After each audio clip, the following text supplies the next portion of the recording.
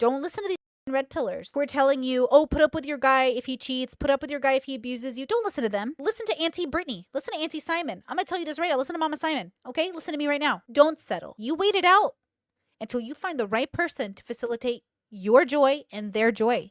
You wait it out until there is joy to be had. Because even in suffering, joy remains. Even in suffering, even when you're in your room and you're thinking, oh my God, what am I doing with my life? You meditate and go back to the present. You know what you're doing with your life. You're living it. You're living it. You're not running away from it. Okay? You're not abandoning it. You're going to live it. You can shift it.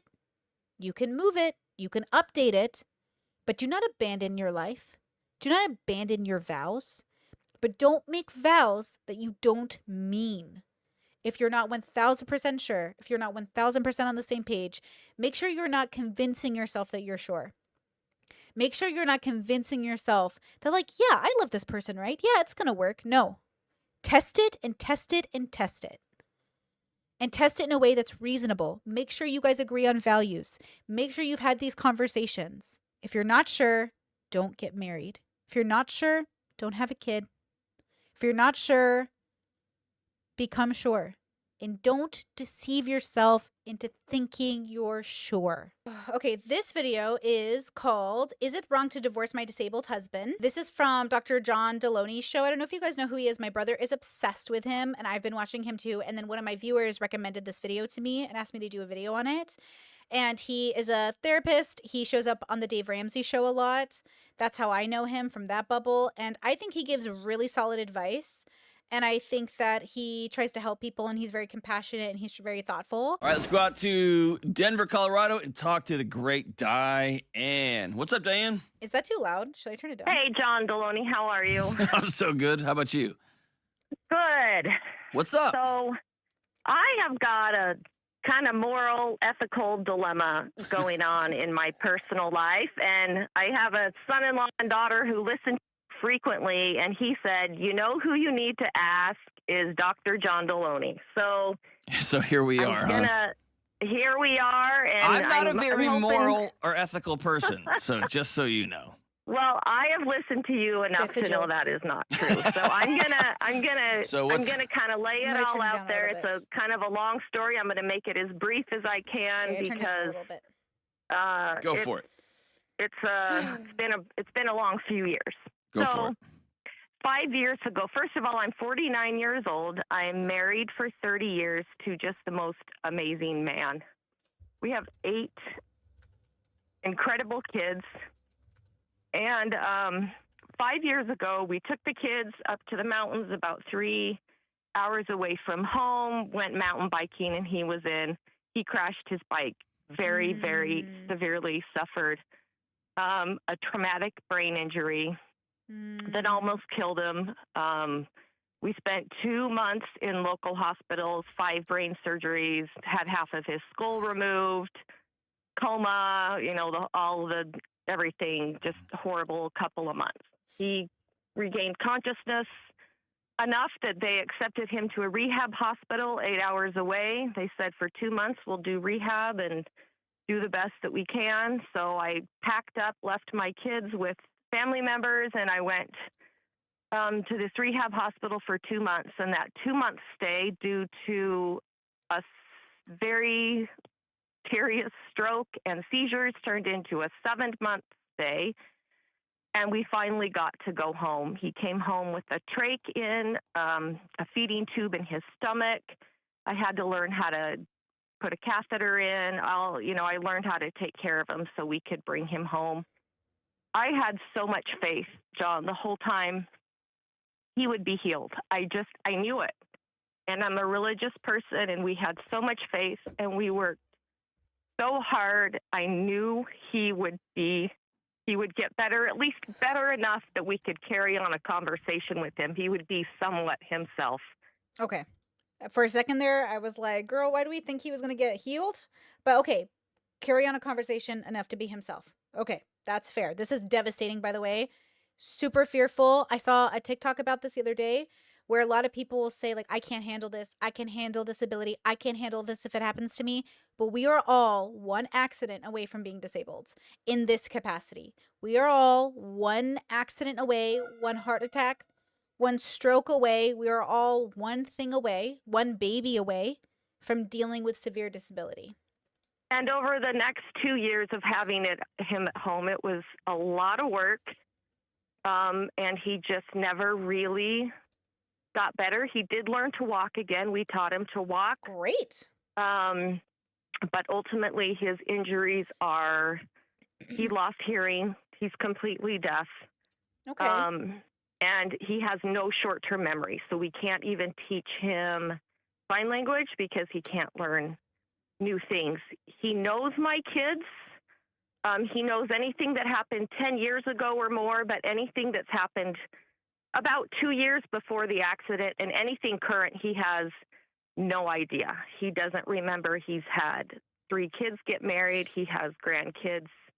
I have an 8-year-old. He was kind of our surprise baby, and he knows that he has an 8-year-old, but doesn't really know him. He forgets their names sometimes. He has no concept of space or time or age or distance. All of that part of his brain was damaged. And 2 years ago, I decided, for the sake of my kids' lives moving on and mine, that I needed to put him into a facility. So he's in an assisted living facility just a few miles from home. We go see him all the time. A couple months after we put him in that facility, we made some medical decisions, decided it was time to let him go.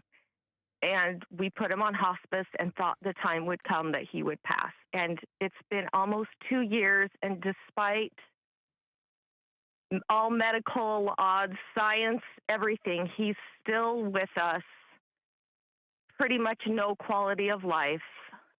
We've prepared ourselves to let him go so many times when it looked like everything was heading that direction. And he's still with us. And it's just been so hard to know how to move on. Through this process, I got my master's degree. I went back to school. I was recently, I've become an LCPC, so I'm able to work now and provide for my family. Awesome. So my question is, sorry that took so long, but here's my question. Hold on. Before you ask your question. Okay. Can I just sit with you in that for a minute? Damn. Yeah. That's so much. It's a lot, and that is just the tip of the iceberg. I know. This could be a whole Hollywood movie that would last 10 hours. So My oldest best friend on planet Earth is a traumatic brain survivor. And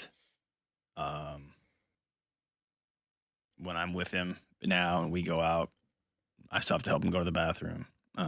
Still have to have people take care of him and help him. Damn.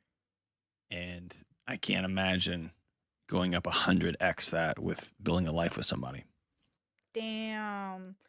That's a lot. I want to answer this question in the chat. Does it sound like to anyone else that she kind of wants him to die? I think within reason, when there's too much suffering, often we think death is a release from pain. And it is technically.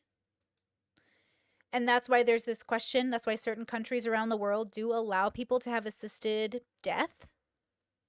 I think it can come from a malicious place, and I think it can come from a really, really well-intentioned place.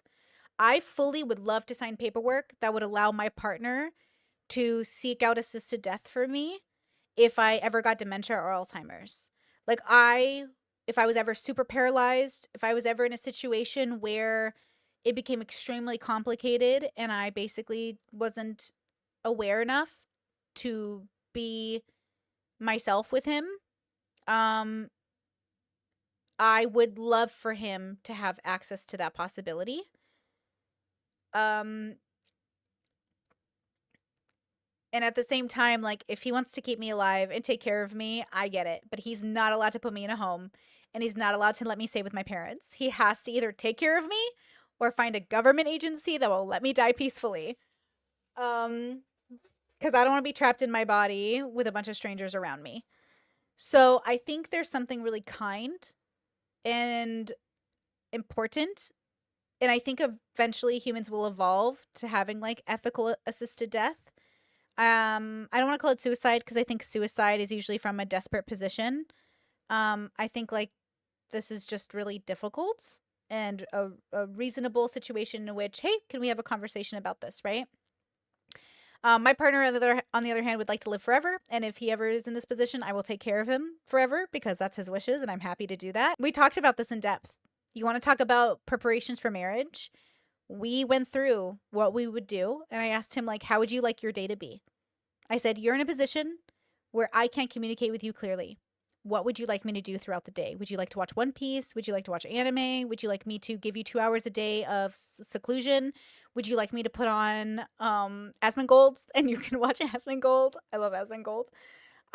We talked about it. We talk about it. We update our plan.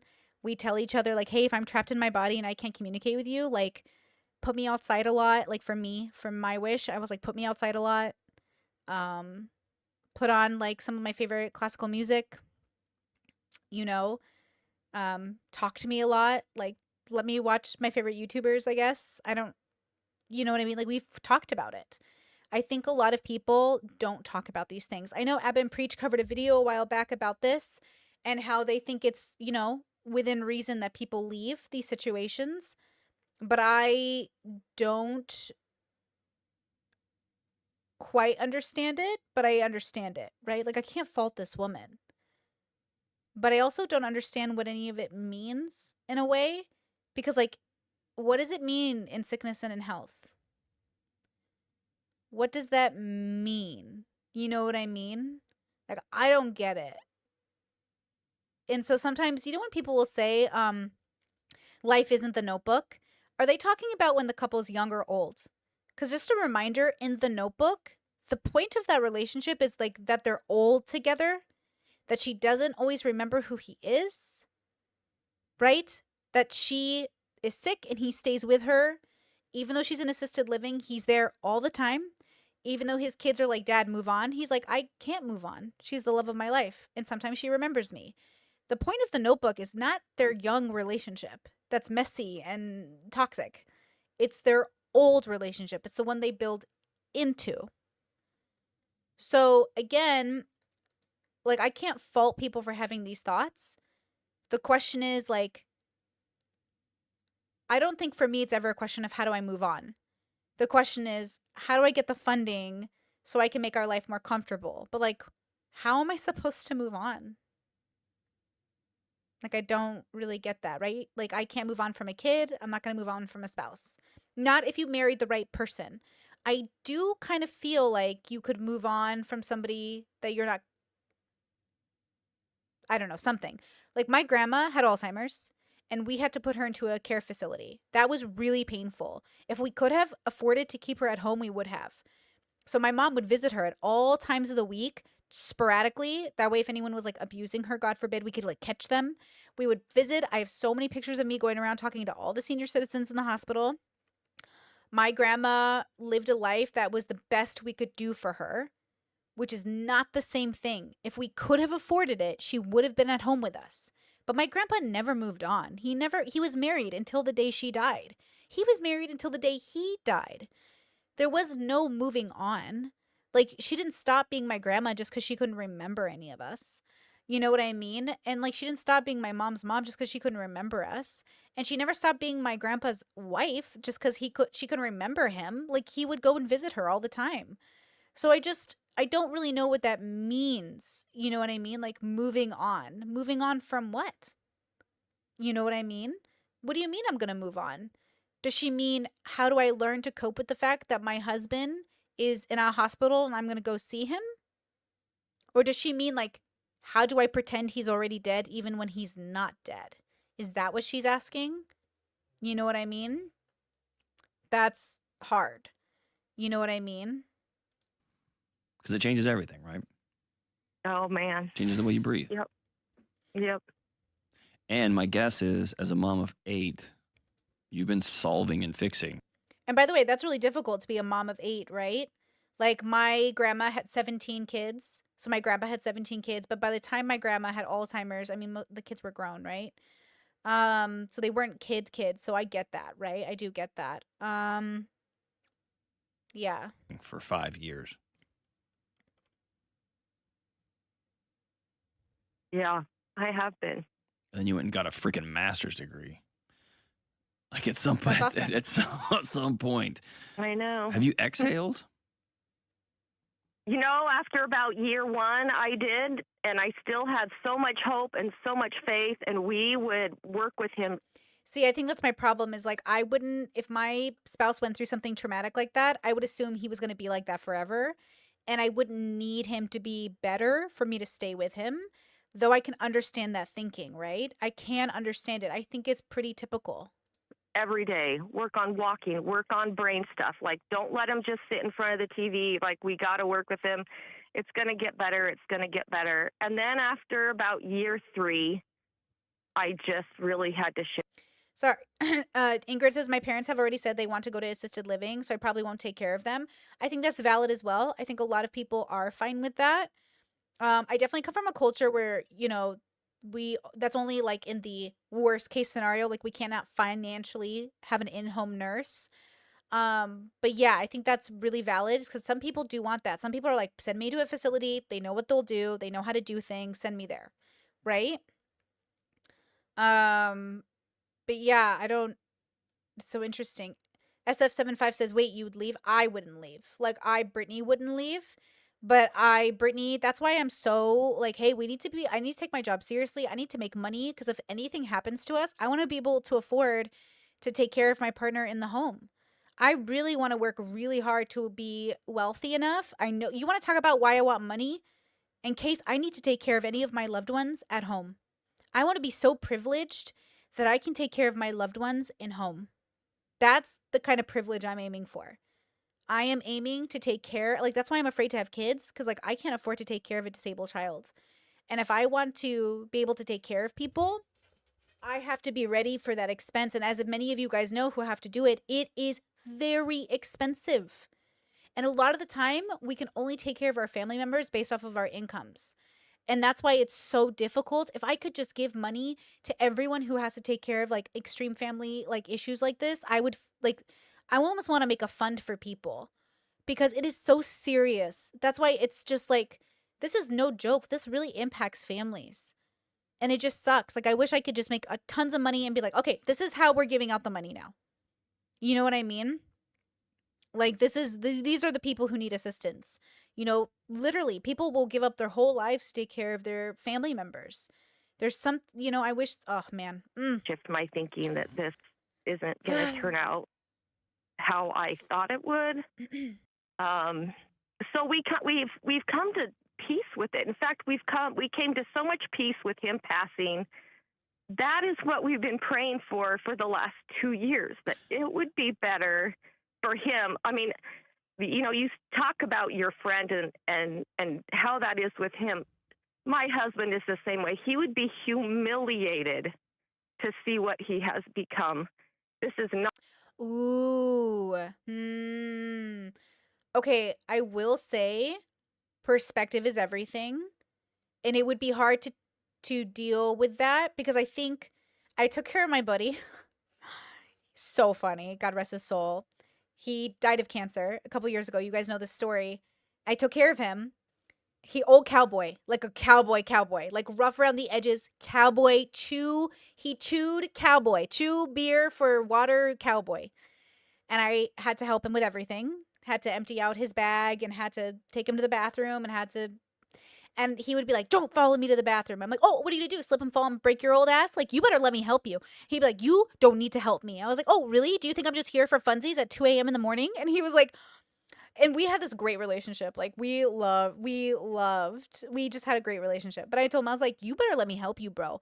And he was like, Brittany, I do not need you to do this. I was like, oh, don't you? Are you going to do it by, like, and I would, like, tell him, I'd be like, oh, how are you going to feel when you die and your wife's going to come down the stairs and she's going to have to see your body? And he was just like, oh, and, like, I was there when he died. We were there. It was a thing. And it was hard.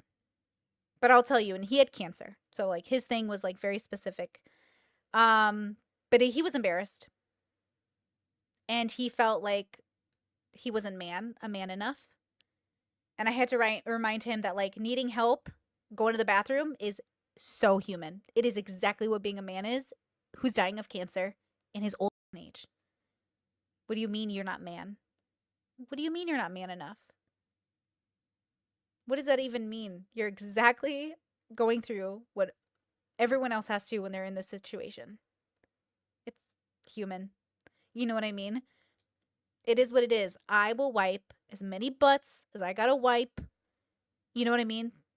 It's life. Sometimes you gotta let someone wipe your butt, okay? Not what he would want. It's not, this is not the kind of life. I mean, if he had his right sense, he would say, why didn't you just let me go 3 years ago? Why did you keep me alive? And I listened to your last caller, and it breaks my heart, the loss that she feels. And do you know what I'm thinking is, why can't I be one of the people whose husbands get to pass? I'm in the position where I'm jealous of women whose husbands just get to go peacefully and don't have to live through this pain and agony that my family lives through every day. I'm so sorry.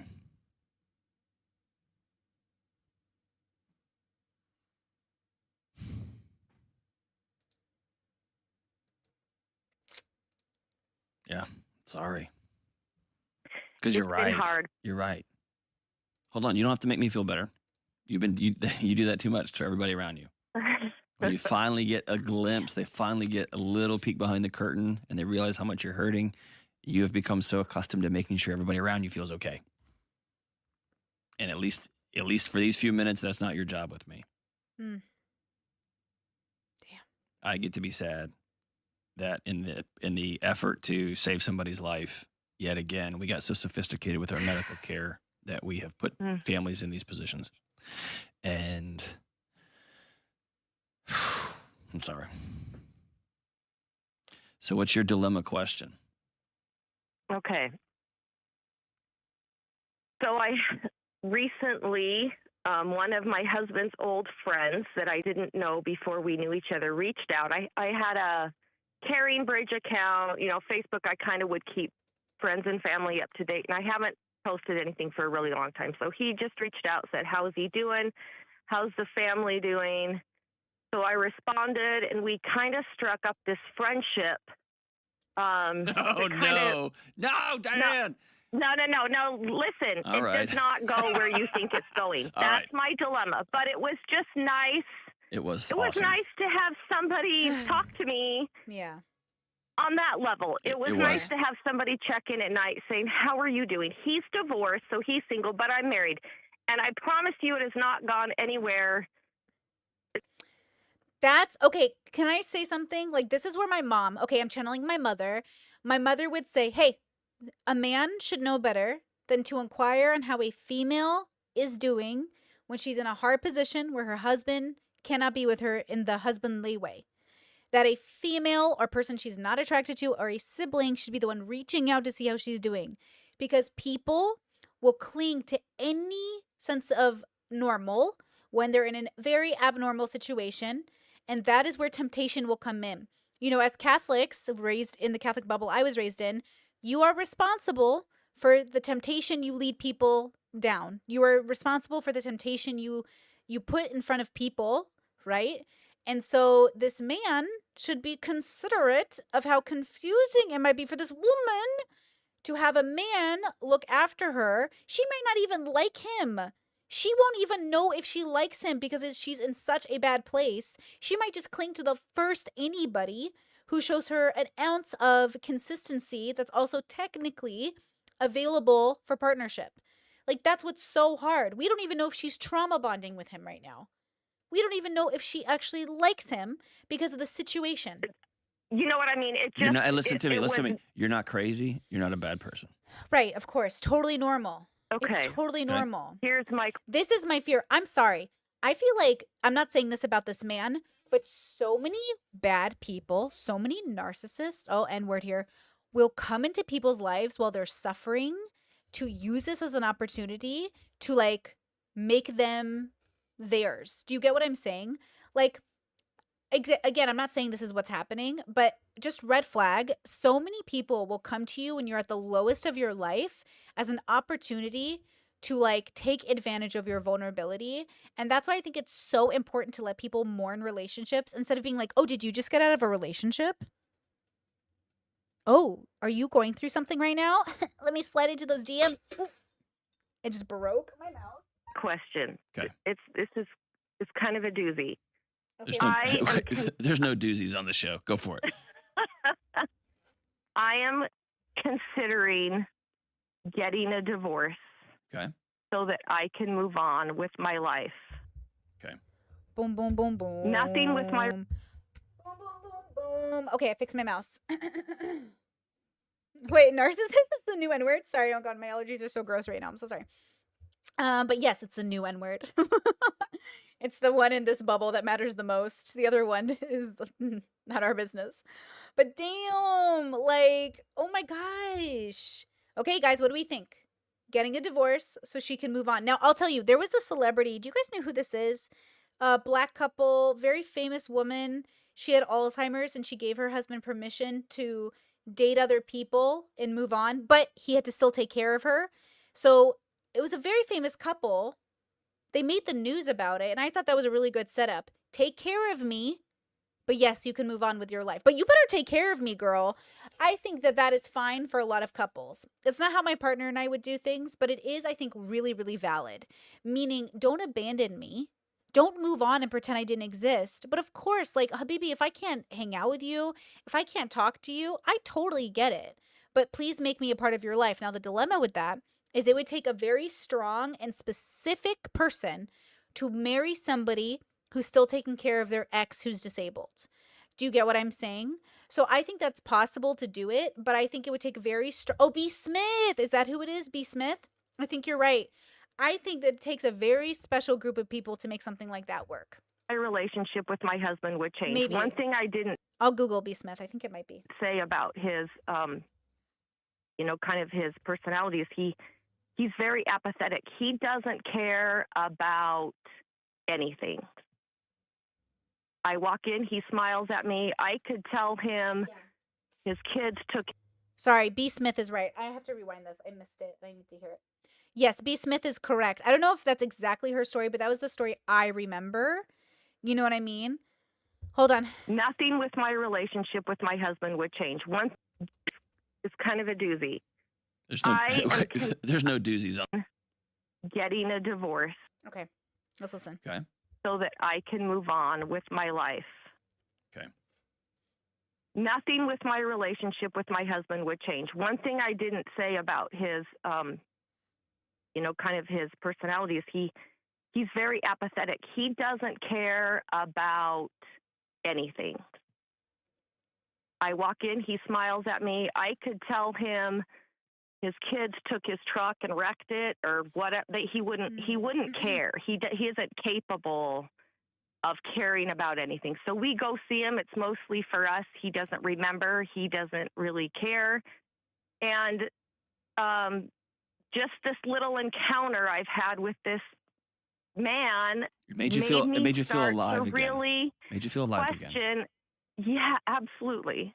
But- Like, would it be so bad if I divorced him just for the sake of getting my feet out of the concrete I feel like I'm stuck in and start to imagine a future? Because for so long we thought he's going to pass any day, any day, any day, any day. And we've lived thinking he's going to pass. And now I'm thinking he could live another 10 or 20 years. Like, his heart and lungs are pretty dang good. His brain's Damn. pretty shot, but Damn. he could live a long time like this. And what does that mean for me and my kids? There's a lot of layers here. It sounds like in all of the, if I was to distill down, well, let me say this. I'm going to be careful how I do this because I don't want anyone listening to this to think this is the right path for somebody who's having this conversation. Okay. Mm. Mhm. So I am collapsing what would be a long time of you and I getting to know each other and hanging out and me getting to hear all the stories and developing a Mm. relationship with you before I started asking you these questions, okay? You know Okay. more than anybody else listening Ugh. how awful and thoughtless and dumb and just stitched into pillows the sayings you get lobbed at you all the time, right? You Critical Kitty says I have a degenerative genetic disorder and I've told my parents and partner to let me go if I become too far gone. Signing papers with the lawyers and knowing I won't be kept alive, like that was a relief. I think there's something in that too. I feel very similarly personally. Again, I think it just matters like that's why I say like you have to know the consciousness that you're dating, the person that you are, because you're really letting someone into your mind, body and soul. You're living a life with them, you're sharing a bank account with them, hopefully you're having a relationship with them that says like let's do life together and then let's do the hard parts of life as well together. And the hard parts of life are just too dang real for so many of us. Like I am very scared that I'll lose my sense of self. I won't know who my partner is. Like what if I do get Alzheimer's? What if I get dementia? I'm fully aware that this could happen and I just don't want to live with that burden of fear that I'm just going to be too much. But also like Brittany, am not a consciousness that is looking forward to doing this, okay? So I don't want to do it either. And so I would love to live in a world, like if I had to shift the bubbles, I would focus on making sure people have a way out of their jobs, a way out of their relationships, a way out of their life into joy. And I think the more people that sought out joy would need less outs. That's the irony. In a world where people had more outs, we would also need less of them. You know what I mean? Critical Kitty says my mom is Catholic, so I was afraid she'd keep me alive like she's done with pets that should be euthanized. Bro, same. I told my partner, you cannot give me to my mother. I love her, but my mom would make me go to church every day and she'd play Catholic stuff all the day. Even when I go home now, my mom just has the Catholic channel on 24/7 and it literally like I'm not gonna lie. If I hear it enough, I do get triggered. Like it's a lot. Like not that I get literally triggered, but I just move away from it. But it's a lot to just listen to like all all day. you've got that for Mhm. 5 years, okay? Right. So I don't want to contribute to that. All day. But at the same time, for the sake of this, I've got to expedite a lot of this, okay? So this is just Sure. you and me, same side of the booth, just figuring this out, okay? Actually, I'm not really the Okay. same side of the booth kind of guy. So we're looking across from the booth at each other.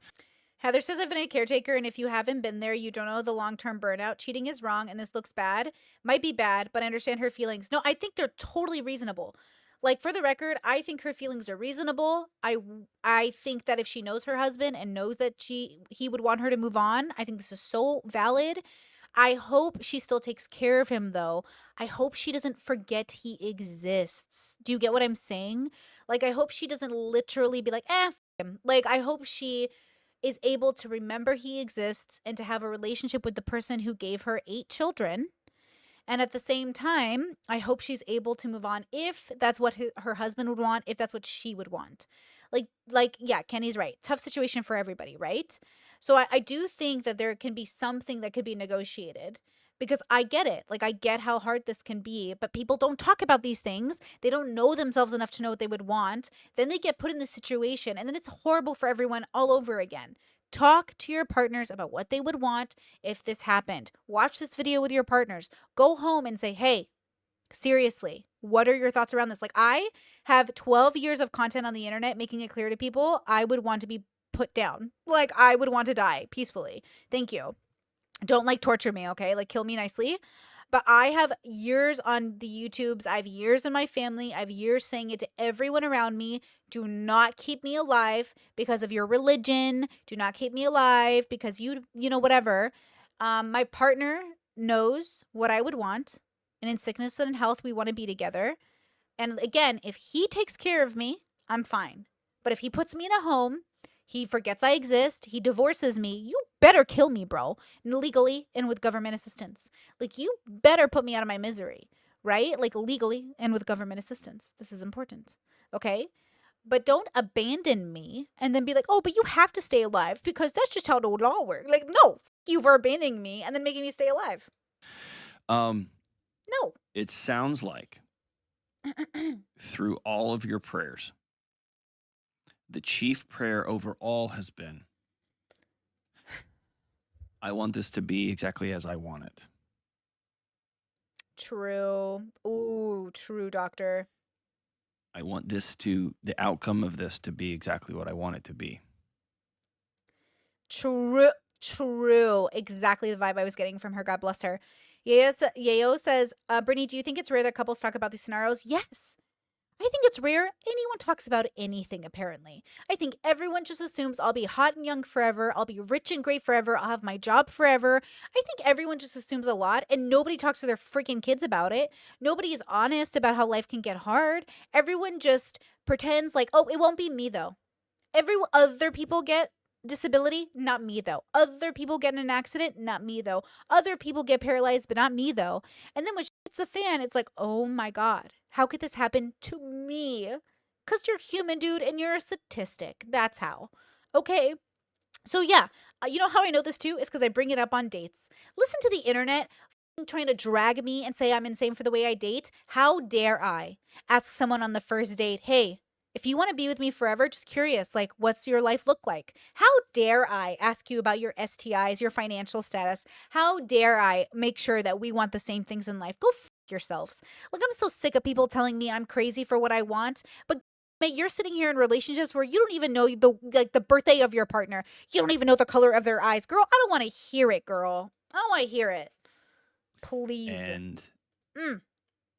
wrestling with praying for, and I've done this, praying for someone that I love to go ahead and pass, and then they don't. And then I have the guilt that I prayed for them to die. Mm-hmm. And I can't breathe.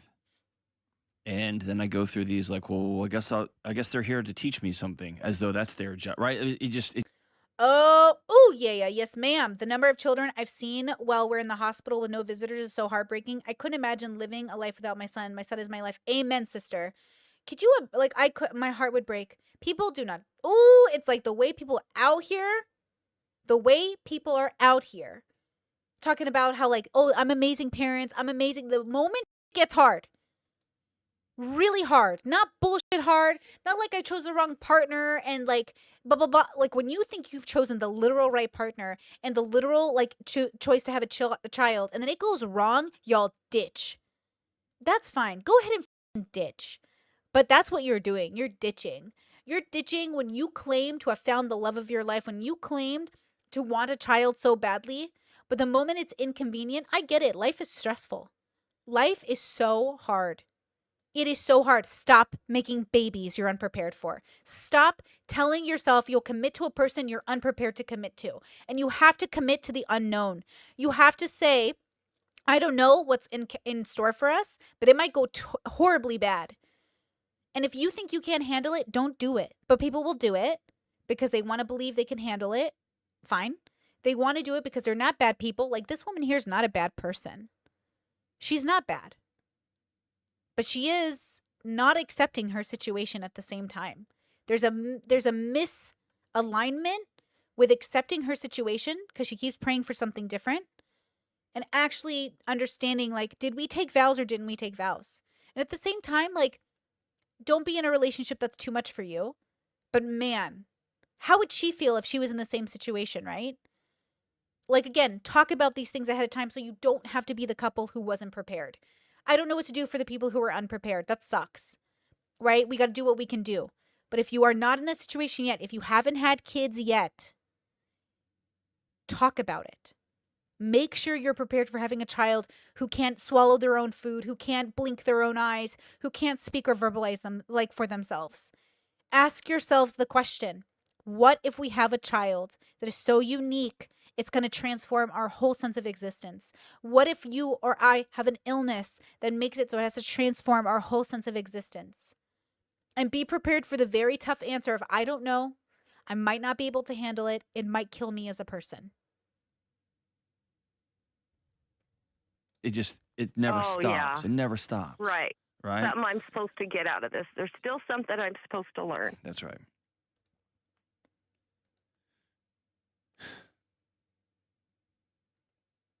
I guess you said it best earlier. There's a coming to terms with the fact that all the things you've prayed for the last 5 years, many of them have come true. They just haven't come true in the ways that you wanted them to. Yeah.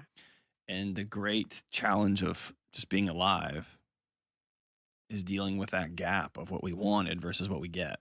Mm-hmm. What I thought this would look like Mm-hmm. versus reality. And that's the Mm-hmm. worst. That's grief, right? That's the black hole. Mm. And so going back to what you said, this is for you. I would suggest you're not crazy.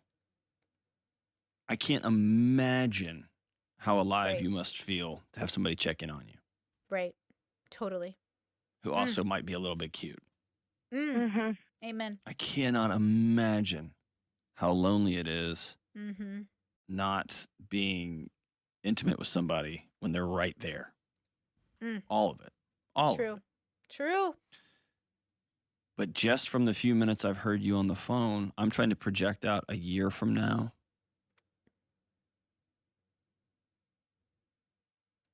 Would you be able to breathe?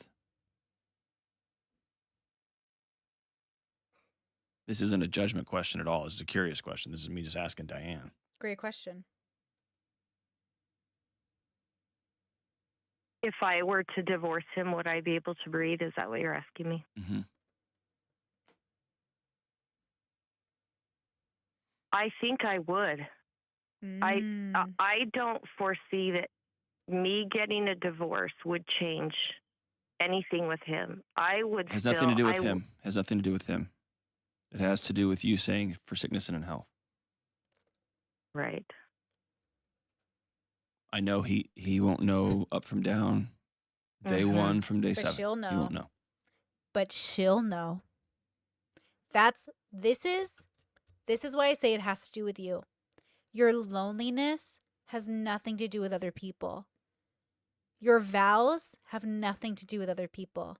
They're about you. When you cheat, it's not because your partner made you cheat. You're the one who agreed to the circumstance. So once again, you start with yourself. Diane starts with herself. She calls Dr. John, talks to existence, comes back to herself. This is her decision. This isn't Dr. John's. It's not mine. It's not yours. It's not her child's and it's not her husband's. It's hers. Does Diane have a relationship with her consciousness that coincides with her values? And is she going to go down the path that coincides with those values? Or is she going to change her values, shift them? Is she doing them because they're honest? Are they doing them because they're afraid and tired? And then she has to live with herself. This is what I mean to say. Like, you have to come together with somebody that is going to make decisions, right? That coincide with their values. Because when shit gets hard, when temptation arises, they still have to make decisions that coincide with their values. Because of course temptation is going to be there to tell you, you don't need to do this. You can be anything you want. Leave them. Ditch them. They never even loved you. Are they even the same person? And so as terms of your covenant, like this idea, and again, I use that word intentionally, and I'm not even using Yeah. that in a religious context. I'm just saying there's so few forevers anymore in our culture. Mhm. If Yeah. you say, no, I'm in forever, and Yeah. then I don't have to look Diane in the mirror. You do.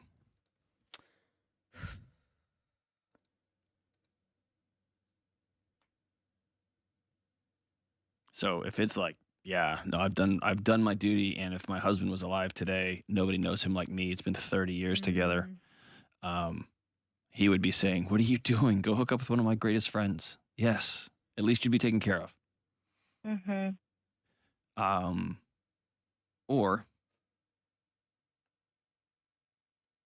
if you say, "I'm going to figure out how to feel alive and be alive inside of the parameters life, inside of this deck of cards, this hand of cards that life has dealt me." Because I said forever.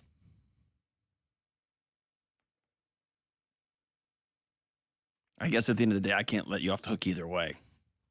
Yeah. I can tell you what I would do, but I don't think that's helpful here. And I can also tell you, telling you what I would do right now on this side of this thing actually happening probably isn't even true. Yeah, this is not something in fact, people started asking me early on, would you have you thought about divorcing him? What did you? And I just was like, absolutely not. Like, that is a ridiculous idea. And it's just been long enough. I know if the roles were reversed, Oh, knowing what I know now, I would tell him, go find somebody. Go find somebody to be with. And yeah, wait, Alex C made a great point. He still has memory, so he's not completely brain dead. Yeah, he can remember his kids and he can Girl. Wait, he can remember. I would just keep taking photo albums of him and be like, hey, I know you don't remember this, but like, FYI, our kids are grown. No, oh my God. No, no, no. Yeah, I don't know if I believe her either. Alex says cap. I don't know if I believe her either. I think she's just stressed. I feel like she's just stressed because if he can remember everything 10 years and before, he can remember a lot. Yeah, now I'm extra confused. Wait, he can remember. I totally forgot about it too. But she said no emotional response. What does that mean? Yeah, no short-term memory, no emotional response, but he remembers his past, he remembers his kids. Oh, see, now I'm confused. be happy with. And one thing, I am a religious person. I've talked a lot about prayer and Not religious enough, girl. Jesus died on the cross. You can't stay with your husband? faith. And my I don't know what kind of religious religion, she is. my husband and I were married in our temple, and we were married Mormon? for what we call time and all eternity. And so one thing I know is if I were Values, values, values, values, values, values, values. Where are your values when temptation comes up? divorced from him, it would separate us for this life. But I know and fully intend on living with him in the next life. What is this? What is this magic we're evoking? What is this loophole we're evoking? What is this loophole? God, I fucking hate cafeteria religious people. No offense, God, I love you all. Jesus, y'all pick and choose when it's really convenient, don't you?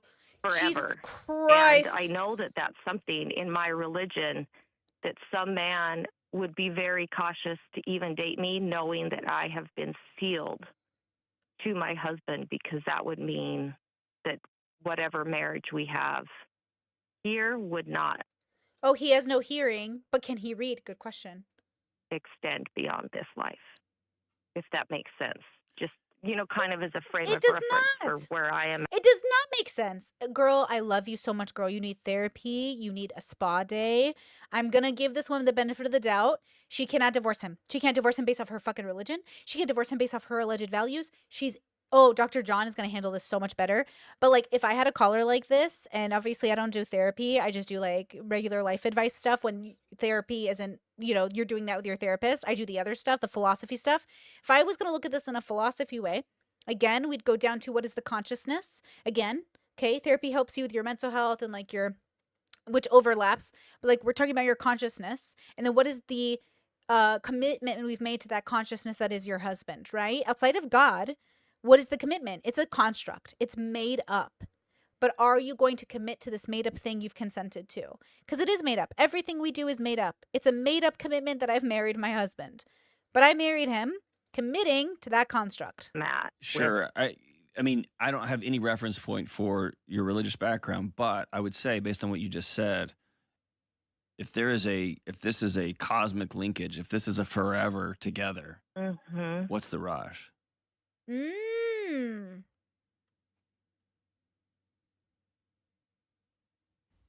If you truly believe that. And I do. And I know everything is going to work out. I know God's got a plan. And in the end, it's going to be. But you don't like his great. plan. Ooh, true. That's the problem. That's a problem. Life is suffering, whether you have your joy or not, whether you've been a 5 or not, whether you think you know everything about a life itself is suffering. Existing is suffering. Taking a shit is suffering. Life is suffering. But I don't think God or the universe gives you more than you can handle. I do believe that. I'm woo-woo enough to believe that you don't get more than you can handle. You only feel like you can't handle it. But if it is connected to your joy, if it is truly what is healthy, you can absolutely make it through the suffering. You can absolutely handle the burden. I believe this so deep in my soul. I do. I do. I don't like it, You and don't I like can't it. help but think with 30 more years in me, in this life, would it, is this idea of finding somebody to have some companionship with for the next 20, 30 years. I know where I can tell what you're thinking, You and I'm don't fighting no it. no Can no you tell that? yeah, you don't know what I'm thinking. You don't know what I'm thinking. I'm Oh, thinking oh, I'm oh, thinking oh. how hard this is. Yep. Um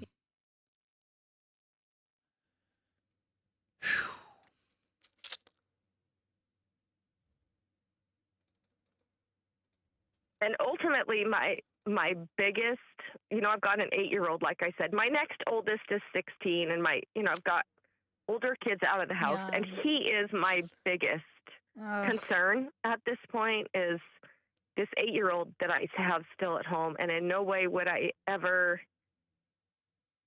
do anything that would, make life harder for him or jeopardize my relationship with him for sure. Yeah. well, this, again, not a judgment question, but just a Yeah, totally. I think LJ says still no judgment from me, just compassion. For sure. Compassion means to suffer with though.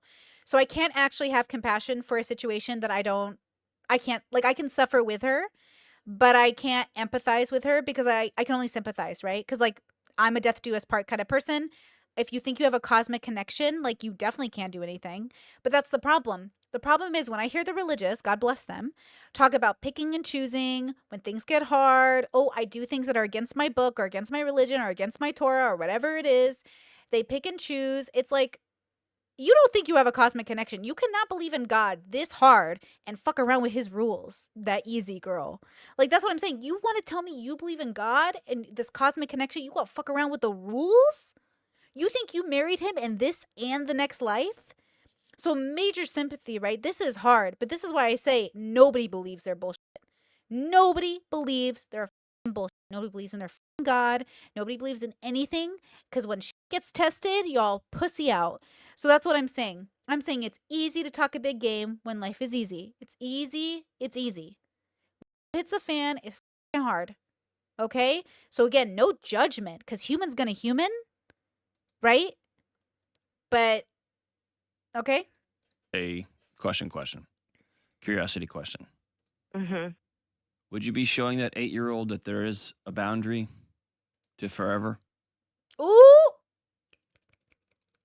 There comes a day when mom moves on. What do you think? And I know what all you guys are going to say. Well, don't you want to show your 8-year-old that you're allowed to leave a relationship when you're unhappy? Yes, if your husband's hitting you, if your wife is raping you, if they're stealing all your money. This man got in a horrible accident while out with you and your 8 kids. And you're just gonna done ditch him? You're just gonna done ditch him. Well, saying you believe in God, like, again, no judgment, girl. Humans are gonna human. Life is very hard. This is very difficult. I'm mostly just giving people who haven't been in the situation yet the tools, not the people who are in it, who are struggling, who are literally like this woman, all of my spoons. Like, I want to give her all of my spoons and all of my heart, right? Okay. But for the people who have yet to get married, who have yet to have kids, who are in the beginning stages of these things, who again criticize me for dating the way I date, you all better prove to me you're as serious about commitment as I am and as my partner is, and we're as serious about doing life together. Because this is the real shit that happens in life.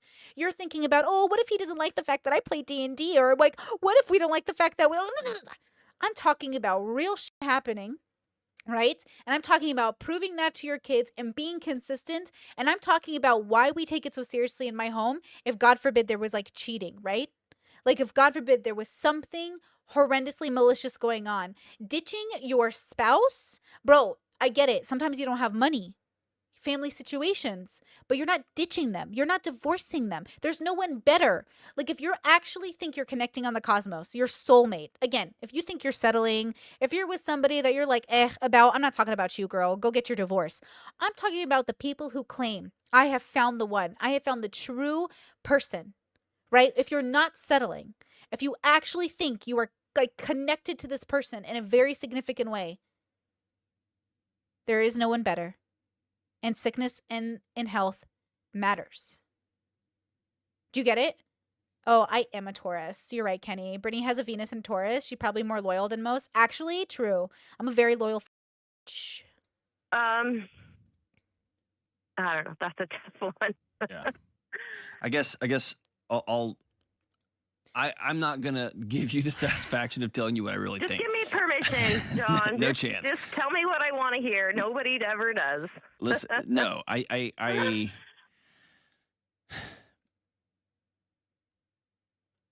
Yo. Cam says my mom was in a car accident. She got battery acid burns from the waist down. Her son died and it disabled her. My parents stayed together. It was difficult, but it was never an option. Bro, that's gnarly. That's insane. I just shared a story on my Discord about people in Iraq who were separated because of the Taliban or ISIS.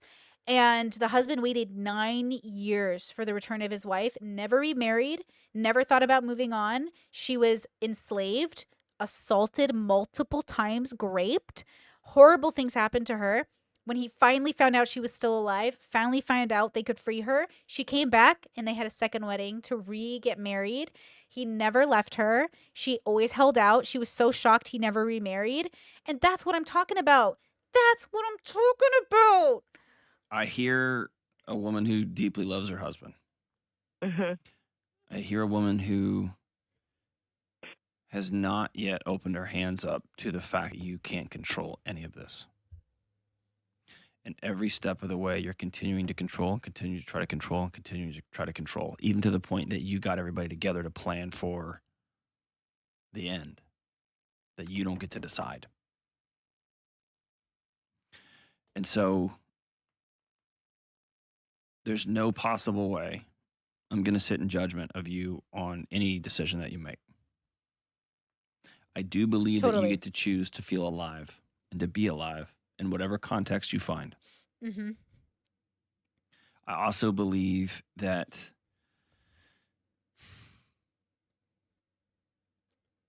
for sickness and in health and covenant, I don't know, it still means something. Mm-hmm. And I'm trying to think of what my life would be.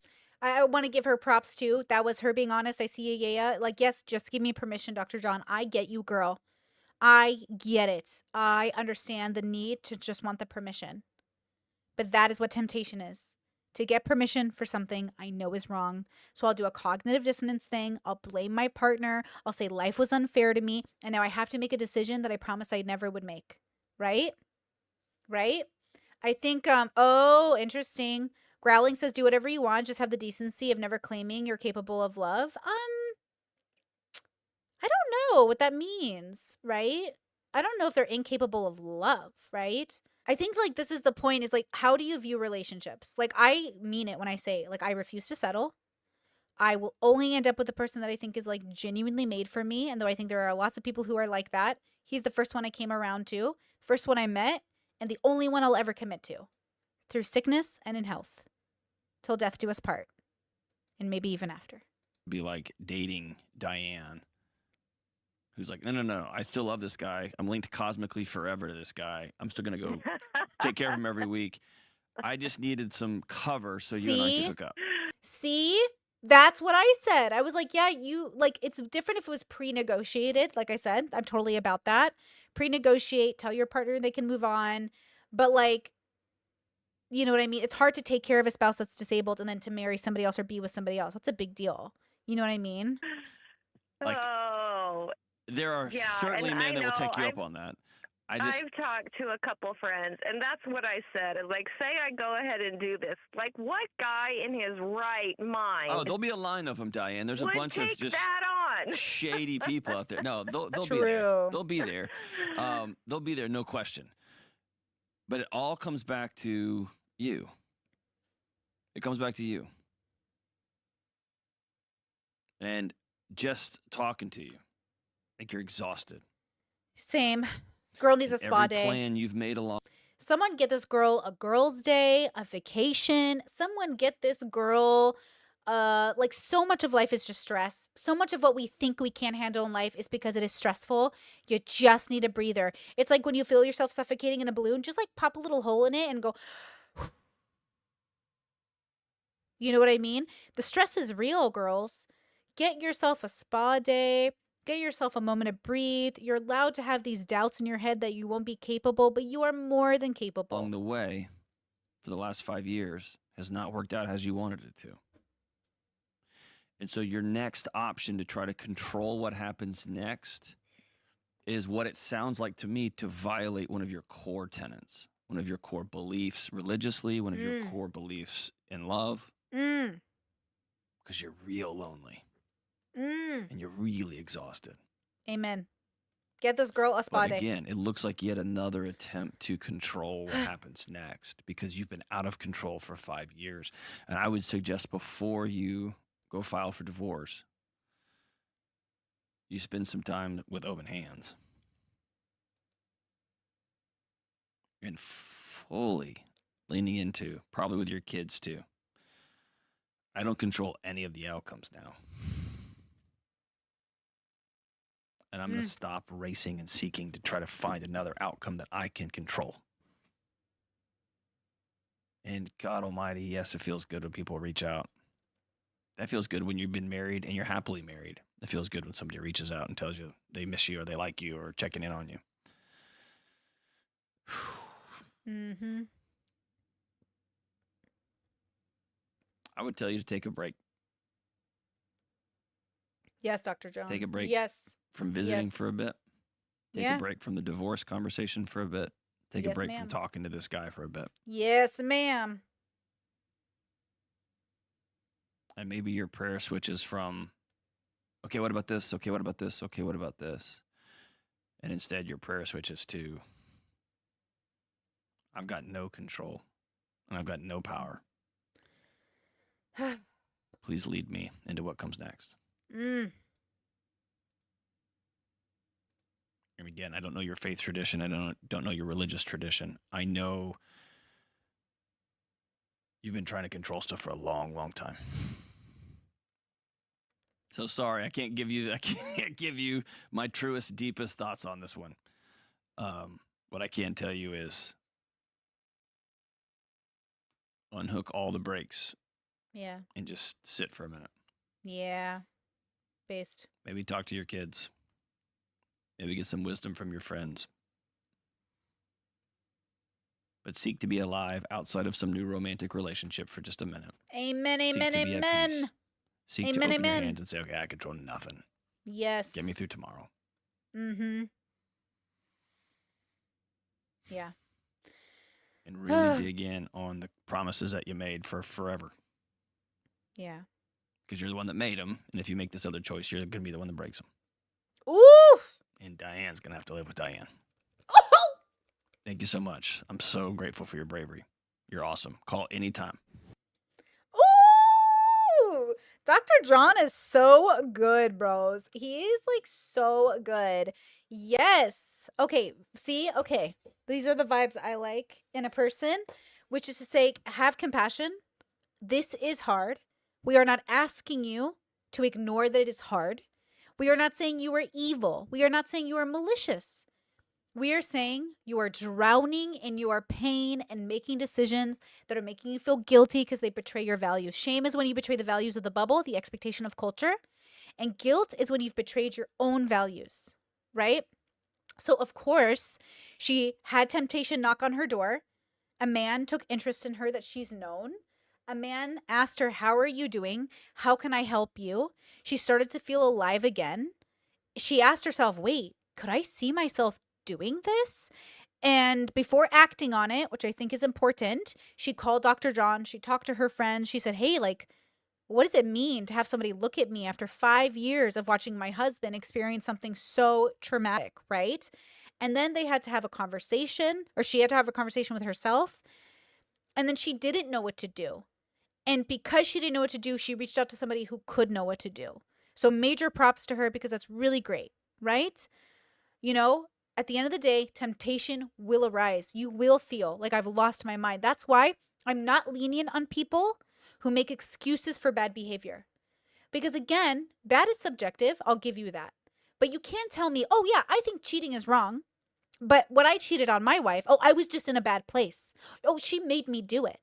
Oh, I think, stabbing my kids with a knife is wrong, but that kid really pissed me off today, Brittany. It's like, okay, well, okay. Okay, I want there to be a commitment to the way we say we are as a character, right? Like my sense of character. I want to say, I'm Brittany, and I believe in loyalty and commitment, and I would never make the vow of commitment unless I meant it with every fiber of my being. My word is my bond. I am committed to my reputation.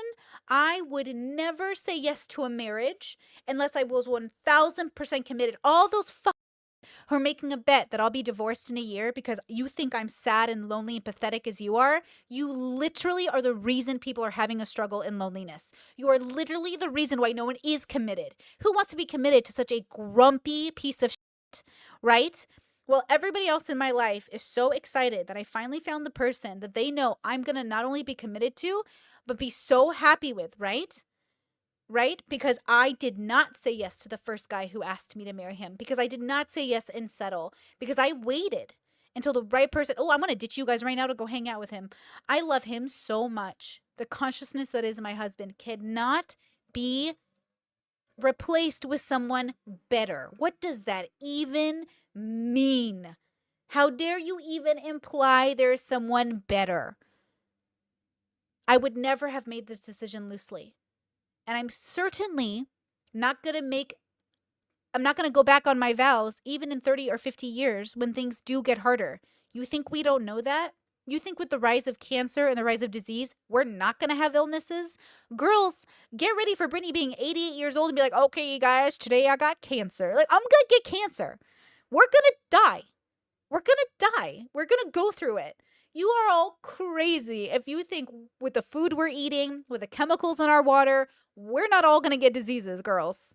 You crazy. We're all going to be chronically very ill. You know what I mean? Oh, please. Maddox says it tells me more if you've been married multiple times than if you waited to marry. It does say a lot. I'm sorry, but it says something. It says you went through legal paperwork that many times and got it wrong that many times? Girl, you're crazy. If you sign up for marriage, get ready, kids. Your kids are going to be fucked up. You're going to be fucked up. Things are not getting better. Things are getting more complicated. And things are getting harder. That's why so many people are deciding not to have children. Because the rise of issues within our children and our school systems and our lives and our job, like everything is getting a little bit harder in a different way, right? This idea that we're just going to get married and everyone's going to be healthy till the day we die. I don't know what bubble you're in, but nobody in my circles are going without a diagnosis. Everybody got something right now. So again, I don't know what bubble you're in where everything goes perfect.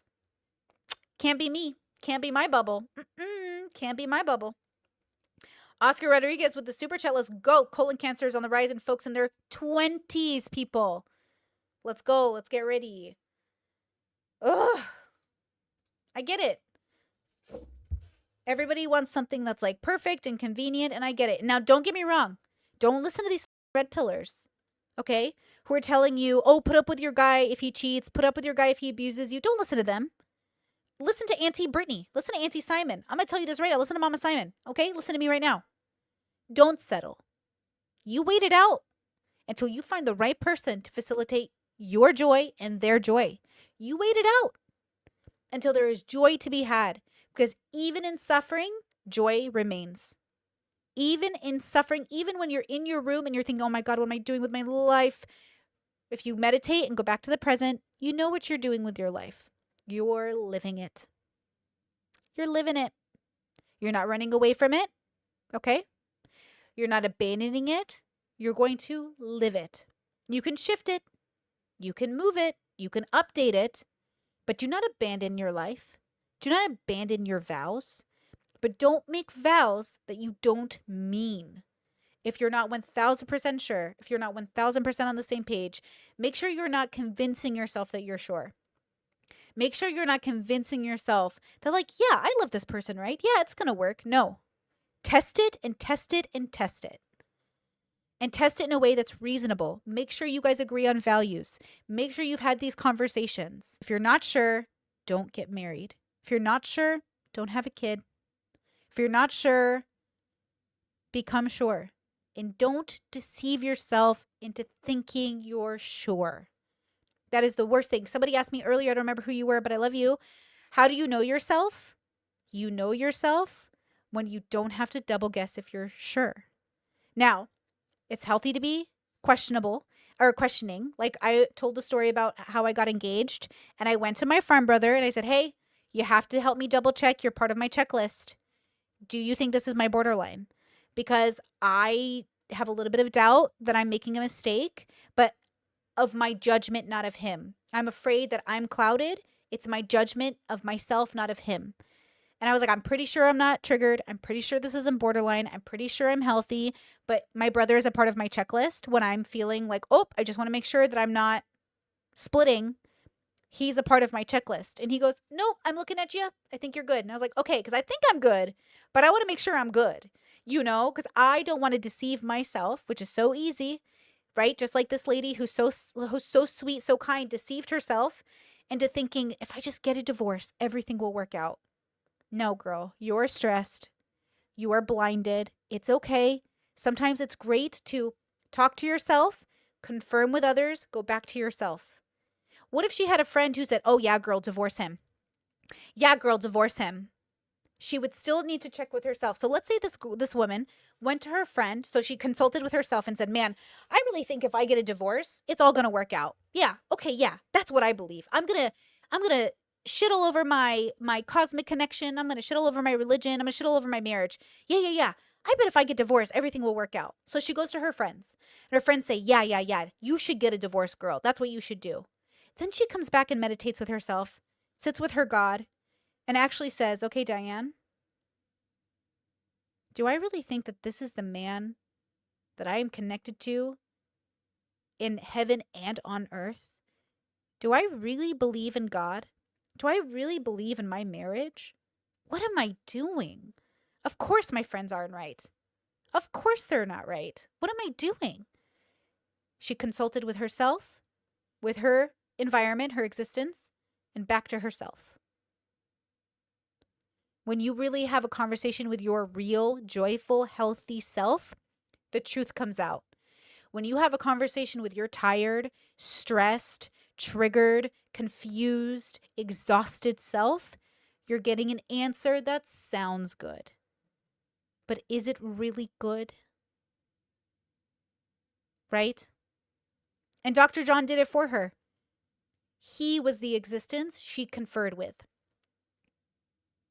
that she had the conversation with, that she double checked with. You know what I mean? And she got the opportunity to say out loud, just tell me I can do this. Just give me permission to act outside my values. And he was like, I can't do that for you, girly. So what are you going to do? Stuck in my head, in real life while in bed, my belly's being fed and I'm okay. I'm just fine, yet all I do is whine, not to you in my mind, cause I know I don't make sense. I've been nothing but blessed, so why's my life a mess? Please tell me, cause I'm sick of thinking, yeah, I'm sick of reaching out for the truth and living life as a fool. Dun, da, da, da.